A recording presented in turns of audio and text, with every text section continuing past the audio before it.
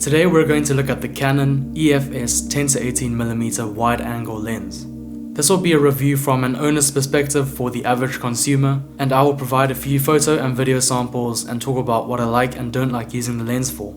This is Canon's cheapest ultra-wide-angle lens, and it is important to note that it features an EF-S mount, which is made for DSLRs with an aps-c sensor, so it won't fit a full-frame DSLR such as a Canon 5D. So one of the things that gives away the price is the plastic mount. In fact, the whole lens is made from this stuff. But the build quality is great. The rings and switches all feel very solid. And because of this fully plastic build, it's actually very light, which makes it great to take everywhere with you and especially to use as a vlogging lens, which I'll touch on more later. On the side of the lens, you'll find your standard auto to manual focus switch. And yes, this lens does have image stabilization. As mentioned before, the switches are solid and tight, but I find that the flat, low-profile design of the switches makes it a bit difficult to use by touch. I really like the rings on this lens, they're both very smooth and refined. The zoom ring offers just the right amount of resistance. It is very easy and smooth to turn. The focus ring is even smoother and lighter. It may look narrow, but the rubber ring protrudes slightly above the body, and I find it very nice to use. Speaking of focusing, this Canon uses their STM motor for autofocusing.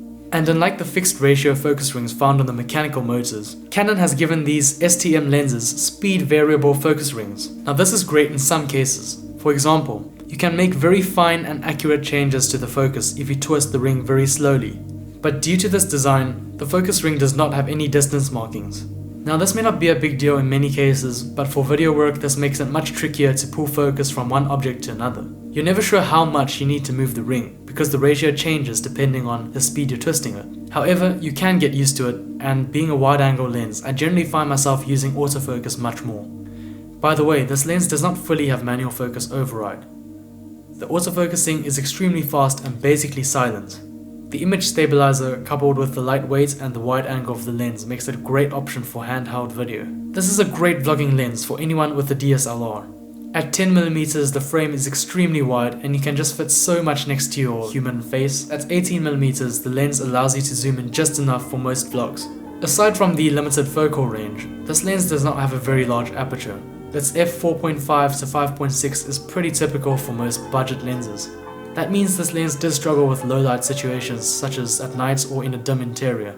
Now in terms of the image quality, this lens is pretty good. Colors are great and natural. The sharpness and contrast is pretty decent. Being an ultra-wide-angle lens, there is going to be a bit of that fish-eye distortion on the right and left edge of the frame. Sun flare is another thing you may see on this lens quite often, as the lens captures so much it's often hard to block out.